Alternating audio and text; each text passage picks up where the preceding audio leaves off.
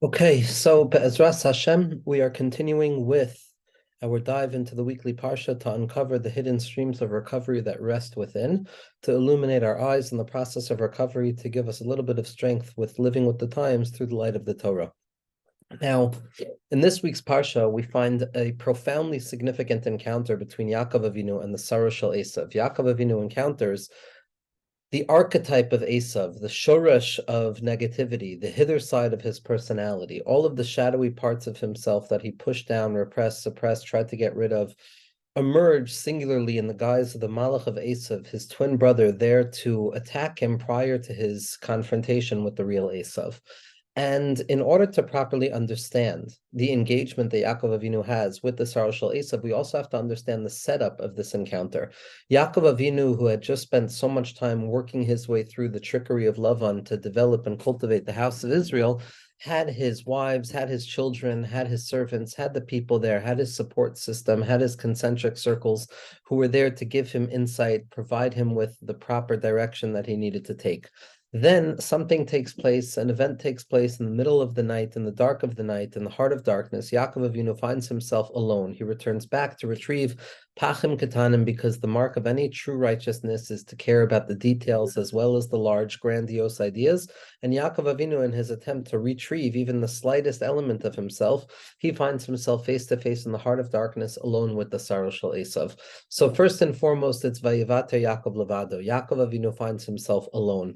The first step prior to this encounter with the darkness in our lives, this overwhelming sense of dread or battle that overtakes a person on their march towards victory, is a sense of isolation. First and foremost, a person feels isolated. And in that isolation, there are two paths that can unfold in front of a person. Isolation can all too often drag us down the path of negative loneliness, where a person feels disconnected and separate from others, where I feel that I am alone because I deserve to be alone, because nobody wants to be with me, or because nobody understands me, or because even if people were there for me, they wouldn't truly be capable of understanding. And it's this form of loneliness, this sense of I am alone without any support in the universe, that drags isolation into its darkening territory, which sets up relapse, and it sets up a process of kind of folding inwards upon the self, which is the beginning of a relapse.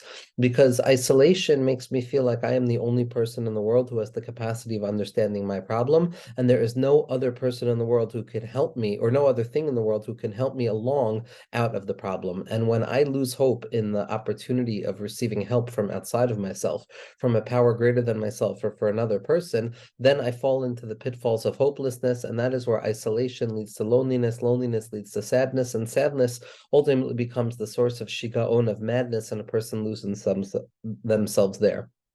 We find, however, that Yaakov Avinu traverses this isolation in a different way.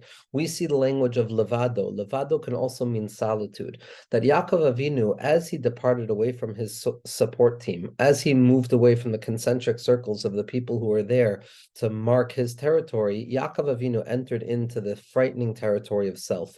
But a territory of self is not a loneliness that is disconnected from others, but rather it is a solitude that is willing to trust itself deeply enough to know that the love is still there even when I don't see it face to face. The companionship is still there even when I don't see it face to face. And as I traverse silently and alone into this territory of the nighttime, I am not lonely in my isolation. Rather, I have a secret of solitude which draws upon the healthy strengths and the healthy supports that I know wait for me right on the outside. Yaakov Avinu goes in levado, and this secret of levado we know is also the secret of HaKadosh Baruch Hu, who stands levado, that HaKadosh Baruch Hu is alone in the universe as well, and that ultimately each person has to be able to access that singularity point of isolation and solitude of the self, where I am comfortable with myself, not based on anybody else, but based on how I truly feel about myself. And it's that courage of the power of solitude to know that, yes, I might be alone in this moment, but I am not sequestered off from the world. I am not cut off from the world. I am not despised by the world. It's this secret of solitude that draws upon the deepest secret of self, which is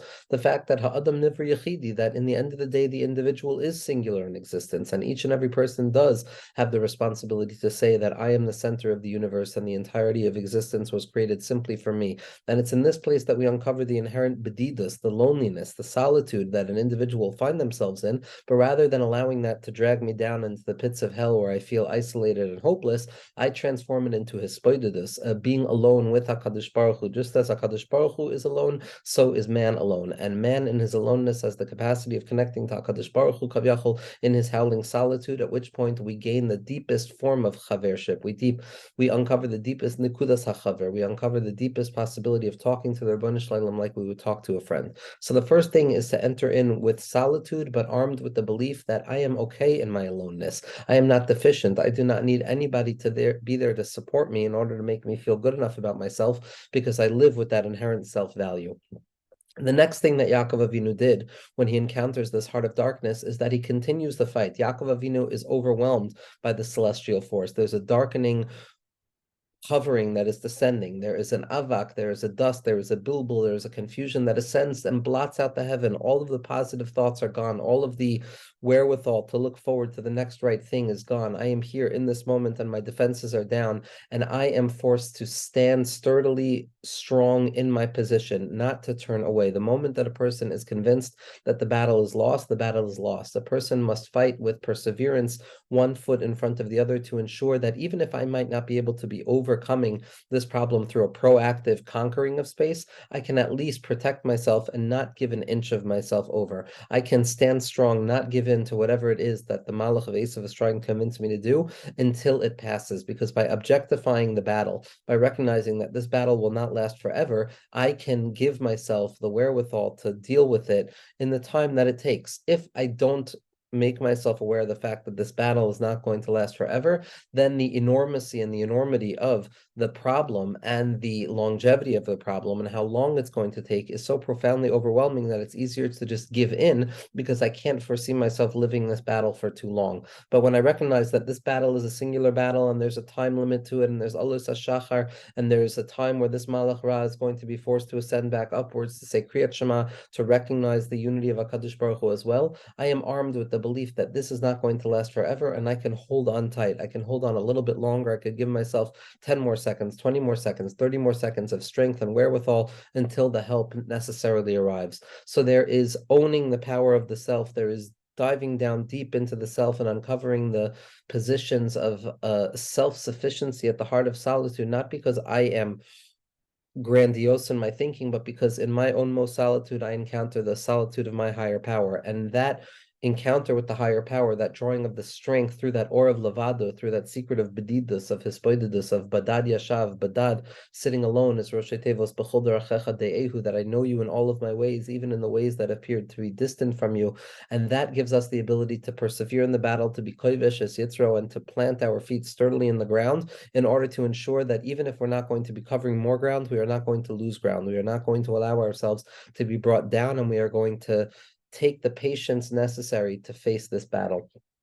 And the last and final nakuda that Yaakov Avinu teaches us in this encounter with the Sarah Shel Esav is the recognition that negativity wants to be transformed into light. And if we don't force negativity to be transformed into light, then we're going to continuously live with a split, dualistic perspective of good and bad, of Yaakov and Esav, of the Sarah Shel Esav and the darkness that comes to attack Yaakov and the light of day. But what Yaakov Avinu recognizes is that he demands a bracha from the Malach of Esav. It's not enough to overcome difficulty. It's not enough to overcome the prevention. I need to take that prevention and force it to teach me. I need to learn from my mistakes. I need to learn from the struggle. I need to take the resistance and bring it through the shock absorber of my system and inoculate it and inculcate it into my process of recovery, into my process of self-development. I need to take the difficulty and force it to acknowledge the fact that it wants me to succeed. Like we say on Friday night, when we come home after shul on Shabbos, there are two malachim that come with us, a good malach and a bad malach, the two parts of ourselves, the positive drive and the negative drive. And if the table for Shabbos is not set and Shabbos is not apparent, so then the negative angel laughs and the positive angel is forced to admit the defeat of the Jewish people in that moment. But if the table is set and Shabbos is brought in this darkening place, that Shabbos is drawn down and the lights are kindled and Shabbos is emerging and the flames of Shabbos are illuminating the home, it's not enough that the positive angel is going to be happy and give a bracha, but it's going to force the malach ra loimer amen bal karcho. The negative angel is going to be forced to acknowledge the positivity against its will. This gesture, this tnuah, this movement of forcing the negative side to acknowledge the positivity of our endeavor is of the most significant lessons that we we can learn in our battle, because we will encounter difficulties, we will encounter darkness, we will encounter concealment. And if we see all of those elements as things that are negative that need to be thrown aside because they bear no role in the spiritual process, then we're going to be splitting much of our experiences. But when, as we've spoken about so often, we're aware that every ounce of negative drive is ultimately just rooted in the expression of the infinite light through existence and through gvuros, so then every encounter with difficulty is an opportunity to transform it into a meeting place with HaKadosh Baruch Hu, thereby forcing all of the negative motivation that has driven us away from HaKadosh Baruch Hu to be the capitulating and the motivating factor, the catapulting, rather, I'm sorry with the words, the catapulting and motivating factor that pushes me closer to the Rebbeinu Shalom. And finally, so we have Yaakov Avinu owning his levadoness, owning his solitude, diving deep into the solitude in the deep sense that I am enough. And manikan hakol kan, if I am here, everything is here. And chedush kamoni lahayam me'olam, and I'm still connected to those who I love and who love me, and the ancestors and those who will come afterwards, in spite of the fact that I might not have the absolute identifiable relationship in this present moment. That gives us the wherewithal to withstand the process of the battle, to be patient in the battle, to not give up because we feel that it's going to be far too long. That Am HaNetzach lo mefached mederech arucha, that the nation of eternity is not afraid of the longevity of the process, because as we know from the Balatani, that there's a derech arucha, she could say, there's a short path that's long and a long path that's short. The fact that it's long doesn't mean that it's going to take an immense amount of energy. It just means that I have to orient myself to the fact that the battle will continue, and I need to stand firmly in my ground. And the only way I can do that is by drawing on the strength of self, which is rooted in the encounter with the self at the heart of solitude, where I know that I am enough.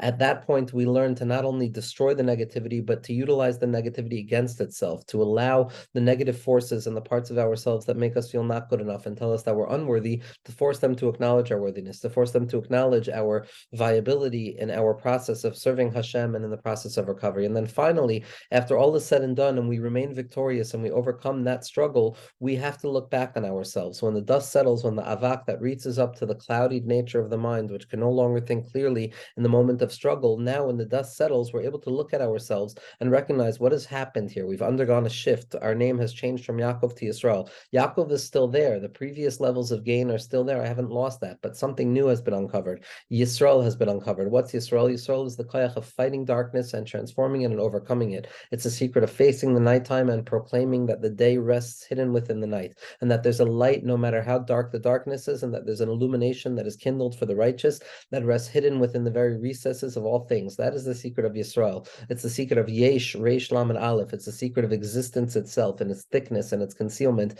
and its materialism, and it's specifically from there that Nishmas Yisrael has the ability to be Megala, the Tiferes of Yisrael. But how? What does Yaakov learn? What is the secret that Yaakov walks away with? The secret is Yaakov's limp. The secret is that Yaakov walks away imperfect, perfect in his recognition of his imperfection, as opposed to other forms of religious worship that want to feel perfect and absolute perfection, and any sign of imperfection is destructive and it's seen as a symptom of some primordial sin, God forbid. What we have to recognize is that Yaakov Avinu Bechir Sheba Avos is limping, and he's teaching us that this is the way that a person walks away from a battle. You walk away with the encounter by recognizing that, yes, I'm still human. Yes, there is an infinite amount of space that I need to continue to grow. Yes, the battle will continue. Yes, I may have overcome this level, but there are new levels, new vistas that stand in front of me, but armed with the belief that I can overcome whatever arises my way. So we have the solitude of self, the realization that I am enough, and that I have enough, and that I think enough, and that I feel enough, and I'm good enough, and I'm worthy, irrespective of anything external, irrespective of any acknowledgement. Then that gives me the patience and the wherewithal to believe in my capacity to overcome this confrontation with negativity, to stand firmly strong even when I feel that the impatience in the heart is so overwhelming that I have to give in, to wait a little bit longer, to uncover the secret of hamtain, oid ma'at, a little bit more, wait a little bit more, chazi, just a little bit more, Keser li ze'ir, wait for me one moment. And with the patience is uncovered the capacity of not only defeating or pushing down the negativity, but transforming the negativity, revealing that the negativity is simply the drive that allows me to express my positivity in a more intense and newfound way. And then ultimately to walk away with the secret of the limp, to realize that, yes, I am perfect because I've acknowledged my imperfection. And the only way to confront a battle like this is to be aware that it might happen again, and to learn from my mistakes, and to realize that I'm only human, and to understand the secret of katonti mikol chasadim v'ha'emes, that Rebbeinu Shalom, I have absolutely nothing. Nothing is my own. I deserve nothing. Nothing is done on my own free will. Everything comes from you, straight from you, back to you. And ultimately, this is the secret of Yaakov Avinu's encounter with